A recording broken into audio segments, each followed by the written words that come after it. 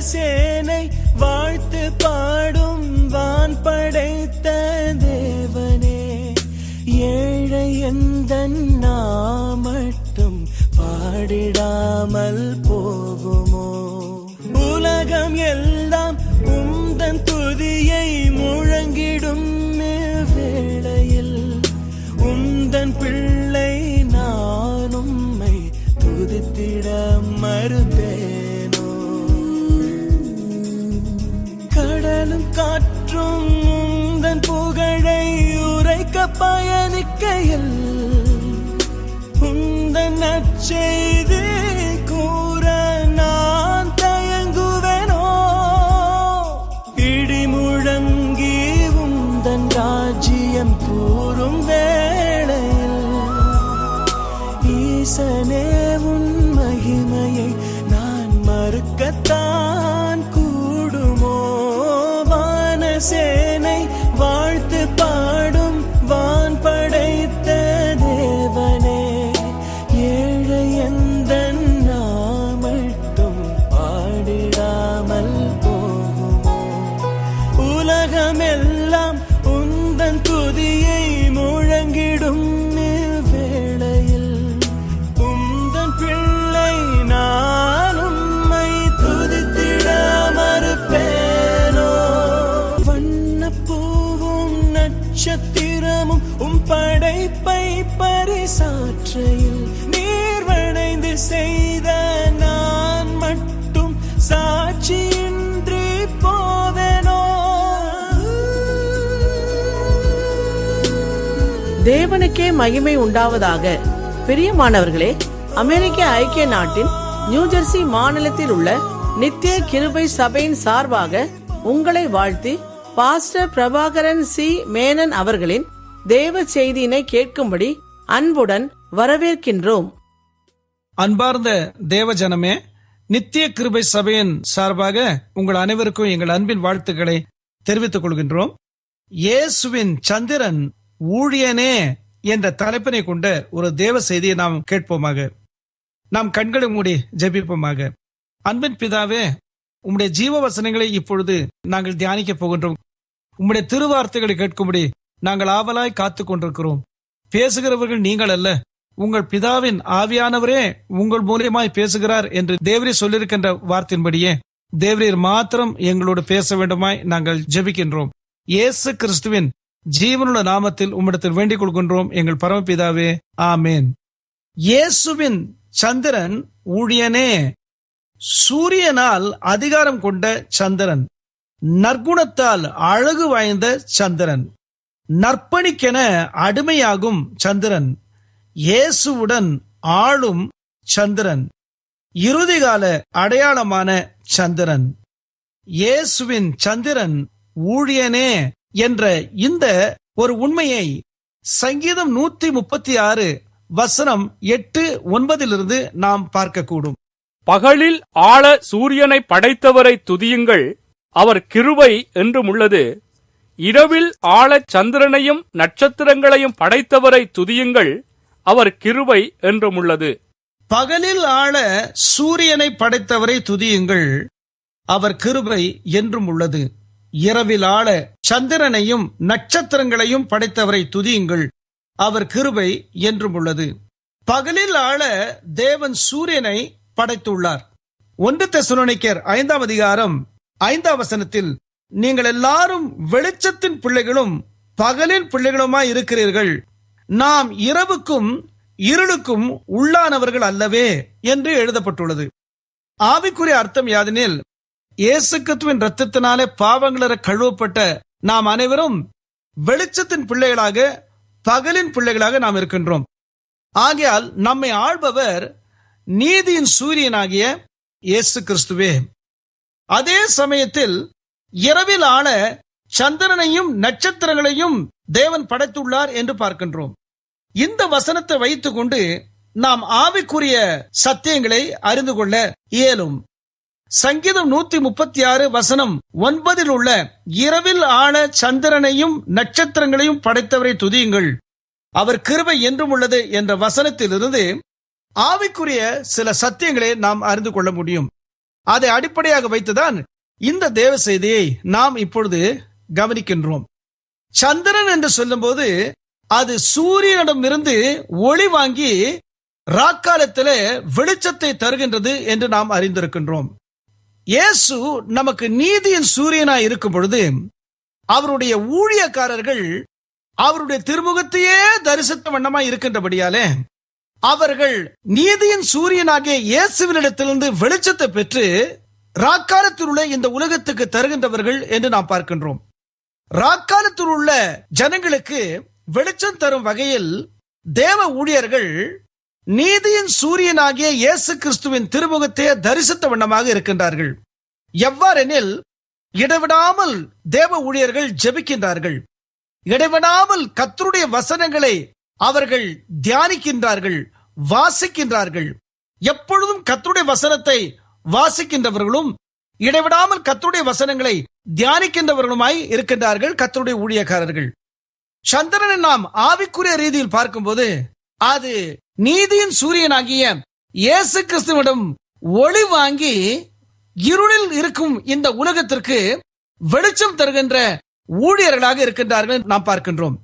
தேவ ஊழியர்கள், இயேசு கிறிஸ்துவின் ஊழியர்கள் நீதியின் சூரியனாகிய இயேசு கிறிஸ்துவே பார்த்த வண்ணமாய் அவர்கள் வாழ்கின்றார்கள் என்று சொன்னால் அதன் பொருள் இடைவிடாமல் அவர்கள் ஜெபிக்கின்றார்கள், இடைவிடாமல் வசனங்களை வாசித்து தியானிக்கின்றார்கள். அவர்கள் எப்போதும் இயேசுவையே பார்த்த வண்ணமாய் இருக்கின்றார்கள். சிலுவையில் அறையப்பட்ட இயேசு கிறிஸ்துவையே அவர்கள் பார்த்த வண்ணமாய் இருக்கின்றபடியால் நீதியின் சூரியனாகிய இயேசு கிறிஸ்துவினுடைய வெளிச்சத்தை அவர்கள் இருண்ட இந்த உலகத்திலே பிரதிபலிக்கின்றார்கள் என்று நாம் பார்க்கின்றோம். இந்த உலகத்திற்கு தேவ ஊழியர்கள் தேவனுடைய வெளிச்சத்தை, தேவனுடைய சத்தியத்தை கொடுக்கின்றவர்களாய் இருப்பதை நாம் பார்க்கின்றோம். இந்த உலகத்திலே எத்தனை தத்துவ ஞானிகள் இருந்தாலும் சரி, எவ்வளவு பெரிய சாஸ்திரிகள் இருந்தாலும் சரி, தேவ ஊழியர்களைப் போல இந்த உலகத்தின் இருளை முறியடித்து மக்களுக்கு நற்செய்தி அறிவித்து நல்வழி காட்டுபவர்கள் வேறு ஒருவரும் இல்லை என்று நாம் அறிந்திருக்கிறோம். இயேசுவின் சந்திரன் ஊழியனே என்று நாம் பார்க்கும்போது முதலாவதாக சூரியனால் அதிகாரம் கொண்ட சந்திரன் இயேசு கிறிஸ்துவின் ஊழியன் என்று நாம் பார்க்கின்றோம். சங்கீதம் 136 வசனம் 9 இரவில் ஆள சந்திரனையும் நட்சத்திரங்களையும் படைத்தவரை துதியுங்கள், அவர் கிருபை என்றும் உள்ளது என்று எழுதப்பட்டுள்ளது. இரவில் ஆள என்ற வார்த்தையை நாம் பார்க்கும்போது அதிகாரம் உடைய ஒரு நிலை என்று பொருள். தேவ ஊழியக்காரர்கள் வெகு மனத்தாழ்மையா இருத்தல் வேண்டும். தேவ ஊழியக்காரர்கள் பணிவாய் இருத்தல் வேண்டும். தேவ ஊழியக்காரர்கள் சாந்த குணம் படைத்தவர்களாய் இருத்தல் வேண்டும். அதே சமயத்தில் தேவ ஊழியக்காரருக்கு தேவன் தம்முடைய அதிகாரத்தை பகிர்ந்து கொடுத்துள்ளார் என்பதை வேதம் திட்டவட்டமாய் எடுத்து காண்பிக்கின்றது. இருளை முறியடிக்க வேண்டுமானால் அதிகாரம் இல்லாமல் அது இயலாது. அந்த அதிகாரம் உலகத்தார் பயன்படுத்தும் அதிகாரத்தை போல அல்ல. ஜெபிப்பதின் வாயிலாக, ஜீவ வசனங்களை எடுத்துரைப்பதன் வாயிலாக அந்த அதிகாரம் வெளிப்படும். சாந்தத்தோடு ஊழியக்காரர்கள் இருப்பார்கள், வெகு மனத்தாழ்வோடு இருப்பார்கள்.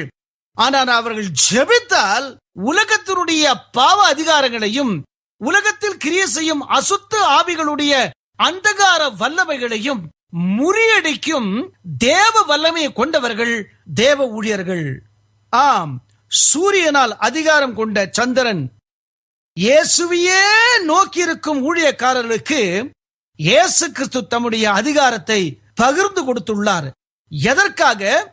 இருளில் மாளும் ஜனங்கள் விடுவிக்கப்படும்படியாக தம்மையே நோக்கி கொண்டிருக்கும் ஊழியக்காரர்களுக்கு இயேசு கொடுக்கின்றார் இந்த அதிகாரத்தை.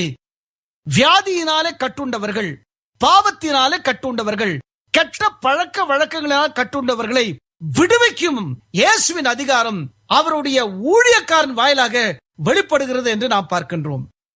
சூரியனால் அதிகாரம் கொண்ட சந்திரன், நற்குணத்தால் அழகு வாய்ந்த சந்திரன். உன்னத பாட்டு 6ஆம் அதிகாரம் 10ஆம் வசனம்.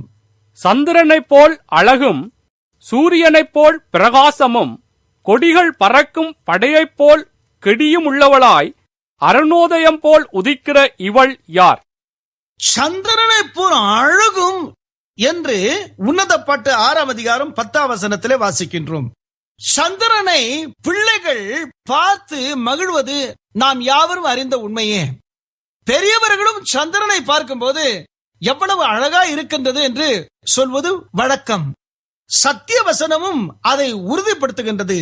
சந்திரன் அழகு வாய்ந்தது என்று பார்க்கின்றோம்.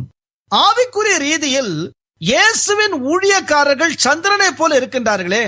இயேசுவினிடத்திலிருந்து ஒளி வாங்கி இருளின் உலகத்துக்கு தந்து இருளை போக்கடிக்கிறவர்களாய் இருக்கின்றார்களே, அவர்கள் அழகு வாய்ந்தவர்கள் என்று நாம் பார்க்கும்போது எவ்வகையில் இயேசுவின் சந்திரனாகிய ஊழியர்கள் அழகுள்ளவர்கள் என்பதை ஆவிக்குரிய ரீதியில் நாம் பார்க்கும்போது 1 தீமோத்தேயு 2ஆம் அதிகாரம் 9ஆம் வசனம் 10ஆம் வசனம் இதை எடுத்துரைக்கின்றது.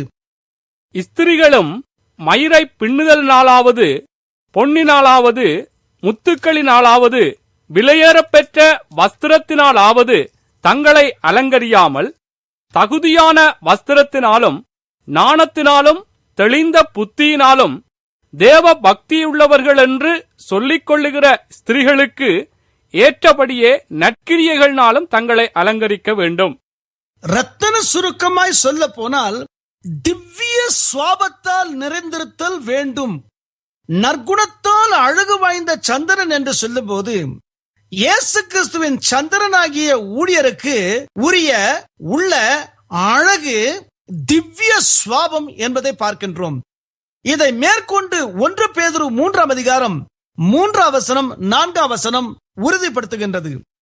மயிரை பின்னி பொன் ஆபரணங்களை அணிந்து உயர்ந்த வஸ்திரங்களை உடுத்திக் கொள்ளுதலாகிய புறம்பான அலங்கரிப்பு உங்களுக்கு அலங்காரமாயிராமல் அழியாத அலங்கரிப்பாயிருக்கிற சாந்தமும் அமைதலுமுள்ள ஆவியாகிய இருதயத்தில் மறைந்திருக்கிற குணமே உங்களுக்கு அலங்காரமாயிருக்க கடவது.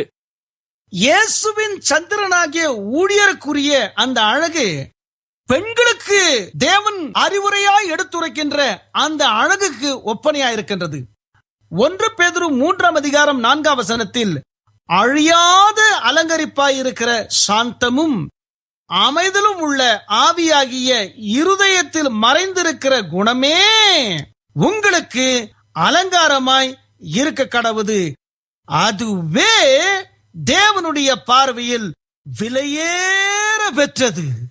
ஒரு பெண்ணுக்கு எது அழகு என்பதை பரிசுத்த வேதாகமம் 1 தீமோத்தேயு 2ஆம் அதிகாரம் 9ஆம் வசனம் 10ஆம் வசனத்திலேயும் 1 பேதுரு 3ஆம் அதிகாரம் 3ஆம் வசனம் 4ஆம் வசனத்திலேயும் எடுத்துரைக்கின்றது. அவ்வண்ணமே இயேசுவின் சந்திரனாகிய ஊழியருடைய அழகு அழியாத அலங்கரிப்பாயிருக்கிற சாந்தமும் அமைதலும் உள்ள ஆவியாகிய இருதயத்தில் மறைந்திருக்கிற நற்குணம் என்று பார்க்கின்றோம். அது விலையேற பெற்ற அழகு அலங்காரம் என்று பார்க்கின்றோம். உன்னத பாட்டு 6ஆம் அதிகாரம் 10ஆம் வசனத்தில் சந்திரனை போல் அழகும் என்ற வார்த்தை சந்திரனுடைய அழகு இன்னதென்பதை 1 தீமோத்தேயுவின் புஸ்தகத்திலேயும் 1 பேதுருவின் புஸ்தகத்திலேயும் இவனமாய் பார்த்தோம். இயேசுவின் சந்திரன் ஊழியனே, நற்குணத்தால் அழகு வாய்ந்த சந்திரன் இயேசுவின் ஊழியனே, நற்பணிக்கென அடிமையாகும் சந்திரன். வெளிப்படுத்தல் 12ஆம் அதிகாரம் 1ஆம் வசனம். அன்றியும் ஒரு பெரிய அடையாளம் வானத்திலே காணப்பட்டது. ஒரு ஸ்திரீ சூரியனை அணிந்திருந்தாள். அவள் பாதங்களின் கீழே சந்திரனும் அவள் சிரசின் மேல் 12 நட்சத்திரங்களும் உள்ள கிரீடமும் இருந்தன. வெளிப்படுத்தல் 12ஆம் அதிகாரம் 1ஆம் வசனத்திலே சித்தரிக்கப்பட்டுள்ள இந்த ஸ்திரீ இஸ்ரவேல் ஜனம் என்பதை அனைத்து வேத சாஸ்திரிகளும் ஏகோபித்து ஒத்துக்கொள்கின்ற ஒரு உண்மையாகும். ஆயினும் இந்த ஸ்திரீயை திருச்சபைக்கு ஒப்பிட்டு பரிசுத்தர்கள் பேசுவதை நாம் கேட்டிருக்கின்றோம். ஒரு ஸ்திரீ சூரியனை அணிந்திருந்தாள். அவள் பாதங்களின் கீழே சந்திரனும் அவள் சிரசின் மேல் 12 நட்சத்திரங்கள் உள்ள கிரீடமும் இருந்தன என்று எழுதப்பட்டுள்ளது. இந்த ஸ்திரீ இஸ்ரவேல் ஜனங்களுக்கு அடையாளமாக இருக்கின்றது. எவ்வாறெனில், யோசேப்பு ஒரு சொப்பனத்தை கண்டான். தகப்பனை சூரியனாகவும் தாயை சந்திரனாகவும் தன் உடன் பிறந்தவர்களை நட்சத்திரங்களாகவும் அவன் பார்த்தான். சூரியனும் சந்திரனும் 11 நட்சத்திரங்களும் தன்னை வணங்குவதை போல அவன் கண்டான். அந்த 11 நட்சத்திரங்களோடு யோசேப்பை சேர்த்தால் 12 நட்சத்திரங்கள். மொத்தத்தில் இஸ்ரவேல் ஜனங்களை குறிக்கும் ஒரு அடையாளம் தான் வெளிப்படுத்தல் 12ஆம் அதிகாரம் 1ஆம் வசனத்தில் உள்ள இந்த ஸ்திரீ சூரியனை அணிந்திருந்தது. அவளுடைய பாதங்களின் கீழ் சந்திரனும் அவள் சிரசின் மேல் 12 நட்சத்திரங்கள் உள்ள கிரீடமும் என்று நாம் பார்க்கின்றோம். அதே சமயத்தில் இதை ஆவிக்குரிய அர்த்தத்திலே நாம் பார்க்கும்போது இதை திருச்சபைக்கு ஒப்பிட்டு பார்க்கலாம். எவ்வாறெனில் அந்த ஸ்திரீ திருச்சபை. அந்த ஸ்திரீ அணிந்திருக்கும் சூரியன் நீதியின் சூரியனாகிய இயேசு கிறிஸ்து. அந்த ஸ்திரீயின் பாதங்களின் கீழே இருக்கும் சந்திரன் தேவ ஊழியன். ஒளி வாங்கி நீதியின் சூரியனாகிய இயேசுவினிடத்திலிருந்து ஒளியை பெற்று மக்களுக்கு கொடுக்கும் ஊழியக்காரனாய் இருத்தல் அவசியம். அவள் சிரசின் மேல் 12 நட்சத்திரங்கள் உள்ள கிரீடம் என்று பார்க்கும்போது அப்போஸ்தலருடைய உபதேசம். அஸ்திபார அப்போஸ்தலர் 12 என்று நாம் அறிவோம். அந்த 12 அப்போஸ்தலரும் கொடுத்த உபதேசம் தான் அப்போஸ்தலருடைய உபதேசம். அந்த உபதேசத்தை சபை கடைபிடித்தது என்று அப்போஸ்தலர் 2ஆம் அதிகாரத்தில் நாம் வாசிக்கின்றோம். ஆக மொத்தத்தில் ஸ்திரீ சூரியனை அணிந்திருந்து அவள் பாதத்தின் கீழ் சந்திரன் இருந்ததும் அவள் 12 நட்சத்திரங்களை கிரீடமாய் அணிந்ததும் ஆவிக்குரிய அர்த்தத்தின்படி சபையை ஆளும் நீதியின் சூரியனாகிய இயேசு கிறிஸ்து.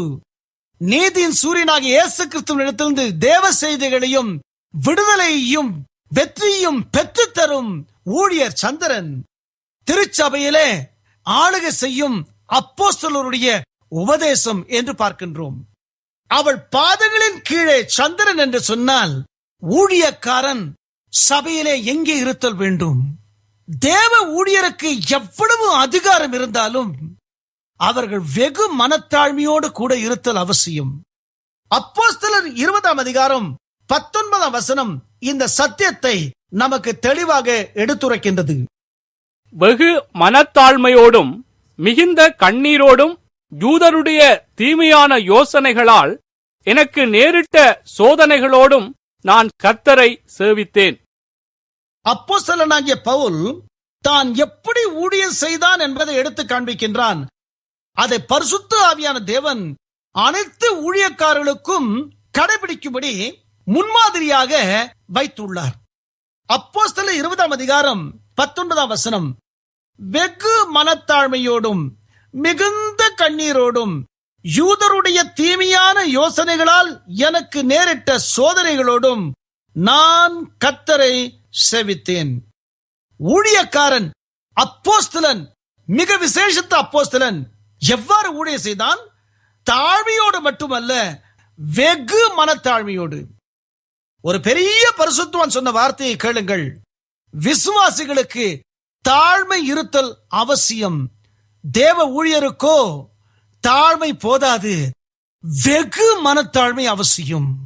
கர்த்தருடைய ஊழியத்தை செய்யும் ஊழியக்காரர்களாகிய நாங்கள் வெகு மனத்தாழ்மையோடு ஊழியம் செய்யாவிட்டால் கிறிஸ்தியேசுவின் திவ்ய சுவாபத்தை வெளிப்படுத்த இயலாது. கிறிஸ்தியேசுவின் திவ்ய சுவாபத்தை வெளிப்படுத்தினாலே அல்லாமல் ஆத்துமாக்களை மணவாட்டி சபைக்கு உரியவர்களாக உருவாக்க இயலாது. சந்திரன் எங்கே இருப்பதாக வெளிப்படுத்தல் 12ஆம் அதிகாரம் 1ஆம் வசனத்திலே காண்கின்றோம். அந்த ஸ்திரீயினுடைய பாதங்களின் கீழே சந்திரன் இருப்பதாக நாம் பார்க்கின்றோம். ஒரு ஊழியக்காரனுக்கு எவ்வளவு அபிஷேகம் இருந்தாலும், எவ்வளவு ஆவிக்குரிய அதிகாரம் இருந்தாலும், எவ்வளவு கிருபாவரங்கள் இருந்தாலும், உள்ளத்தின் அடியாளத்திலே ஸ்திரீயின் பாதங்களின் கீழே இருக்கும் சந்திரனை போல வெகு மனத்தாழ்மை அணிந்திருத்தல் அவசியம். நற்பணிக்கென அடிமையாகும் சந்திரன். எதற்காக ஊழியக்காரன் இவ்வளவாய் தன்னை தாழ்த்த வேண்டும்? அப்பொழுதுதான் அவன் நற்பணியை செய்ய முடியும். நற்பணியை செய்வதிலே தொடர்ந்து வாழ இயலும். எதற்காக தேவ ஊழியன் இவ்வளவாய் தன்னை தாழ்த்த வேண்டும்? இவ்வளவாய் தேவ ஊழியன் தாழ்த்தினால்தான் அவன் செய்யும் நற்பணியை தொடர்ந்து செய்ய இயலும். நற்பணிக்கென அடிமையாகும் சந்திரன். ஸ்திரீயின் பாதத்தின் கீழ் என்று பார்க்கும்போது அதனுடைய அர்த்தம் அந்த ஊழியக்காரன் நற்பணிக்கென அடிமையாகும் சந்திரன். நற்பணிக்கென அடிமையாகும் சந்திரன் என்றால் என்ன பொருள்? அநேகரை நான் ஆதாயப்படுத்தும்படி நான் எல்லாருக்கும் எல்லாம் ஆனேன் என்று அப்போஸ்தலனாகிய பவுல் சொல்லுகின்ற சத்தியத்தின்படி ஊழியம் செய்கின்ற நாங்கள் வெகு மனத்தாழ்மை அணிந்து கொண்டு கிறிஸ்துவுக்காக நற்பணியை செய்யும்படி அடிமையாகாவிட்டால் நீதியின் சூரியனாக இயேசுவின் சந்திரனாக அவருடைய மகிமையை பிரதிபலிக்க இயலாது. நற்பணிக்கென அடிமையாகும் சந்திரன், இயேசுவுடன் ஆளும் சந்திரன். 2 தீமோத்தேயு 2ஆம் அதிகாரம் 11ஆம் வசனம் 12ஆம் வசனம். இந்த வார்த்தை உண்மை உள்ளது என்னவெனில், நாம் அவரோடே கூட மரித்தோமானால் அவரோடே கூட பிழைத்தும் இருப்போம். அவரோடே கூட பாடுகளை சகித்தோமானால் அவரோடே கூட ஆளுகையும் செய்வோம். நாம் அவரை மறுதலித்தால் அவரும் நம்மை மறுதலிப்பார். 2 தீமோத்தேயு 2ஆம் அதிகாரம் 12ஆம் வசனத்தில் இவ்வண்ணமாய் வாசிக்கின்றோம். அவரோடே கூட பாடுகளை சகித்தோமானால் அவரோடே கூட ஆளுகையும் செய்வோம். இயேசு கிறிஸ்துவோட கூட பாடுகளை சகித்தோமானால் இயேசு கிறிஸ்துவோட கூட ஆளுகையும் செய்வோம். ஆவிக்குரிய ரீதியில் இயேசு கிறிஸ்துவோடு கூட சிலுவையில் அறையப்பட்ட நிலையில் இருக்கிற ஊழியக்காரர்கள் தங்களுக்கு தேவன் கொடுத்துள்ள அதிகாரத்தை மறக்க இயலாது, தவிர்க்க இயலாது. ஆம், இயேசுவுடன் ஆளும் சந்திரன், நீதியின் சூரியன் பகலில் ஆளுகின்றார். அவருடைய ஊழியக்காரர்கள் ராக்காலத்திலே ஆளுகின்றார்கள். யோவான் 17ஆம் அதிகாரம் 9ஆம் வசனத்தில் இவ்வண்ணமாய் நாம் வாசிக்கின்றோம். நான் அவர்களுக்காக வேண்டிக் கொள்ளுகிறேன், உலகத்துக்காக வேண்டிக் கொள்ளாமல் நீர் எனக்கு தந்தவர்களுக்காக வேண்டிக் கொள்கிறேன். அவர்கள் உம்முடையவர்களாயிருக்கிறார்களே. யோவான் 17ஆம் அதிகாரம் 20ஆம் வசனத்தை வாசிக்க கேட்போமாக. நான் இவர்களுக்காக வேண்டிக் கொள்ளுகிறதும் அல்லாமல் இவர்களுடைய வார்த்தையினால் என்னை விசுவாசிக்கிறவர்களுக்காகவும் வேண்டிக் கொள்ளுகிறேன். யோவான் 17ஆம் அதிகாரம் 9ஆம் வசனத்திலே நான் அவர்களுக்காக வேண்டிக் கொள்ளுகிறேன், உலகத்துக்காக வேண்டிக் கொள்ளாமல் நீர் எனக்கு தந்தவர்களுக்காக வேண்டிக் கொள்ளுகிறேன் என்று சொல்லுகிற இயேசு யோவான் 17ஆம் அதிகாரம் 20ஆம் வசனத்தில் நான் இவர்களுக்காக வேண்டிக் கொள்ளுகிறதும் அல்லாமல் இவர்களுடைய வார்த்தையினால் என்னை விசுவாசிக்கிறவர்களுக்காகவும் வேண்டிக் கொள்ளுகிறேன் என்று சொல்லும் போது எந்த அர்த்தத்தில் இயேசு இப்படி சொல்லியிருக்கின்றார்? ஞானார்த்தமாய் சொல்ல போனால், நான் ஒளியில் வாழும் என் ஜனத்தை ஆளும் நீதி சூரியன், இருளின் மக்களை நான் ஆளுகிற தேவன் அல்ல. அதே சமயத்தில் என் ஊழியக்காரர்களை இருண்ட இந்த உலகத்திலே நான் ஆளும்படி வைத்திருக்கிறேன். ஆவிக்குரிய ரீதியில் பகலில் சூரியன் ஆளுகின்றது, இரவில் சந்திரன் ஆளுகின்றது இயற்கையில் என்று நாம் பார்க்கின்றோம். அவ்வண்ணமே ஆவிக்குரிய வாழ்க்கையிலே தேவஜனத்தை இயேசு ஆளுகின்றார். தேவ ஊழியர் வாயிலாக இயேசு இந்த உலகத்தை ஆளுகின்றார். இரவில் சூரியன் நேரடியாக ஒளி கொடுப்பதில்லை, சந்திரனின் வாயிலாகத்தான் இரவில் சூரியன் வெளிச்சம் கொடுக்கின்றது. ஒளி வாங்கியாகிய சந்திரன் சூரியனிடமிருந்து வெளிச்சத்தை பெற்று ராக்காலத்தில் ஒளி வீசுவது போல இயேசுவையே பார்த்து வாழும் ஊழியக்காரர்கள் வாயிலாக இயேசு இந்த இருண்ட உலகத்தை ஆளுகை செய்கின்றார். ஆம், ஒளியில் உள்ள மக்களை இயேசு ஆளும் போது இயேசுவோடு கூட ஆளுகை செய்கிற தேவ ஊழியர்கள் ராக்காலத்தில் உள்ளவர்களை ஆளுகின்றார்கள் என்று பார்க்கின்றோம். பிசாசின் கட்டுகளிலே வாதிக்கப்படும் ஜனங்களையும் வியாதிகளிலே வாதிக்கப்படும் ஜனங்களையும் இயேசுவின் ஊழியக்காரர்கள் இயேசு கிறிஸ்துவின் ஜீவன நாமத்தில் விடுதலையாக்குவதே இயேசுவுடன் அவர்கள் ஆளுகை செய்வதாகும். பகலிலே சூரியன் பிரகாசிக்கின்றது, இரவிலே சந்திரன் பிரகாசிக்கின்றது. ஆனால் பகலில் பிரகாசிக்கும் சூரியனே அன்றி ராக்காலத்தில் சந்திரன் பிரகாசிக்க இயலாது. அப்படியானால் என்ன அர்த்தம்? சூரியனோடு கூட சந்திரன் ஆளுகை செய்கிறது என்று பொருள். அவ்வண்ணமே ஆவிக்குரிய ரீதியில் இயேசுவுடன் ஆளும் சந்திரனாகிய அவருடைய ஊழியர். இயேசுவுடன் ஆளும் சந்திரன், இறுதி கால அடையாளமான சந்திரன். அப்போஸ்தலர் 2ஆம் அதிகாரம் 17ஆம் வசனம் முதற்கொண்டு 21ஆம் வசனம் வரை. கடைசி நாட்களில் நான் மாம்சமான யாவர் மேலும் என் ஆவியை ஊற்றுவேன். அப்பொழுது உங்கள் குமாரரும் உங்கள் குமாரத்திகளும் தீர்க்க தரிசனம் சொல்லுவார்கள். உங்கள் வாலிபர் தரிசனங்களை அடைவார்கள். உங்கள் மூப்பர் சொற்பனங்களை காண்பார்கள். என்னுடைய ஊழியக்காரர் மேலும் என்னுடைய ஊழியக்காரிகள் மேலும் அந்நாட்களில் என் ஆவியை ஊற்றுவேன். அப்பொழுது அவர்கள் தீர்க்க தரிசனம் சொல்லுவார்கள். அல்லாமலும் உயர வானத்திலே அற்புதங்களையும் தாழ பூமியிலே இரத்தம் அக்கினி புகைக்காடாகிய அதிசயங்களையும் காட்டுவேன். கர்த்தருடைய பெரிதும் பிரகாசமுமான நாள் வருமுன்னே சூரியன் இருளாகவும் சந்திரன் இரத்தமாகவும் மாறும். அப்பொழுது கர்த்தருடைய நாமத்தை தொழுது கொள்ளுகிறவன் எவனோ அவன் ரட்சிக்கப்படுவான் என்று தேவன் உரைத்திருக்கிறார். கடைசி நாட்களில் 2 காரியங்கள் நடைபெறும். ஒன்று, இயேசு தம்முடைய ஜனங்கள் மீது பரிசுத்த ஆவியானவராகிய தேவனை அருளுவார். இரண்டாவது, கடைசி நாட்களினுடைய இறுதி காலத்திலே இயேசு இந்த உலகத்தில் வந்து அந்தி கிறிஸ்துவின் கள்ள தீர்க்கதரிசியும் அவரை பின்பற்றும் யாவரையும் சர்வசங்காரம் செய்து அதற்கு பின்பு 1000 ஆண்டுகள் இந்த பூமியை ஆளுகை செய்வார். கடைசி நாட்களின் முற்பகுதியிலே அபிஷேகத்தை இயேசு ஊற்றுகின்றார் தம்முடைய ஜனத்தார் மீது. கடைசி நாட்களின் இறுதி பகுதியிலே இயேசு கிறிஸ்து இந்த அக்கிரம உலகத்தை நியாயம் தீர்ப்பார் என்று பார்க்கின்றோம். இவ்வண்ணமாய் கடைசி நாட்களின் இறுதி காலத்திலே இயேசு இந்த உலகத்தை நியாயம் தீர்க்கும் நேரம் வரும்போது சந்திரன் இரத்தமாக மாறும் என்று அப்போஸ்தலர் 2ஆம் அதிகாரம் 20ஆம் வசனத்திலே எழுதப்பட்டுள்ளது. இன்றைக்கு இந்த சந்திரனை பார்க்கும்போது எவ்வளவு அழகா இருக்கின்றது. ஒரு காலம் வருகிறது, அந்த சந்திரன் அழகாய் தோன்றாமல் இரத்த வண்ணமாய் தோன்றும். அதனுடைய அறிகுறி யாதெனில் தேவன் தம்முடைய கோப கலசத்தை அக்கிரமக்காரர் மீது ஊற்றுவார் என்று பொருள். சந்திரனை இறுதியாக தேவன் இரத்த வண்ணமாய் மாற்றும் போது இறுதி காலம் வந்துவிட்டது என்று பொருள்.